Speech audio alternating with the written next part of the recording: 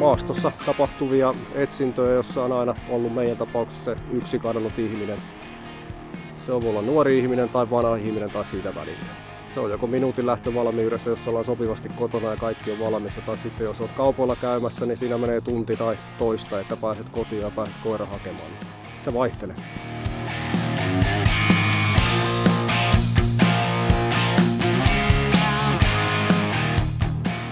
Tietenkin siinä pitää olla itsellä se halu ja palo tykätä koirasta ja sitten ne tavoitteet siinä, että sun koirasta tulee sellainen koira, että viranomainen voi käyttää sitä etsinnässä apuna, niin se oma motivaatio tietenkin, kun siinä on kohdallansa, niin ne tunnit sitten, niin mitkä tavallaan menettää sitä muusta ajasta, niin ne sitten unohtuu.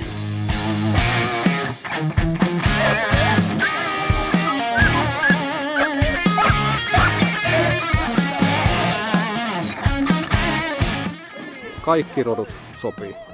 Tietenkin tulee niin kuin tämä äskeinenkin harjoitus, mikä meillä tässä oli, niin nyt oltiin mukavissa 15 plus asteen sääolosuhteissa ja niin kuin itsekin huomasi siinä, että vaatetta on mukava olla päällä, mutta sitten kun se lämpötila menee sinne nollaan ja jopa joskus pakkasellekin, niin sääkestävä ennen kaikkea sen koira pitää olla.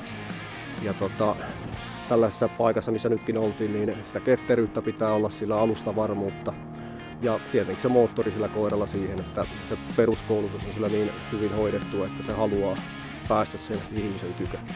Onko se hajuaisti se kaikista tärkein juttu? Se on tärkeä juttu. On se sitten ilmasta tulee se haju tai sitten maasta, niin molempia sen koiran pitää pystyä hyödyntämään.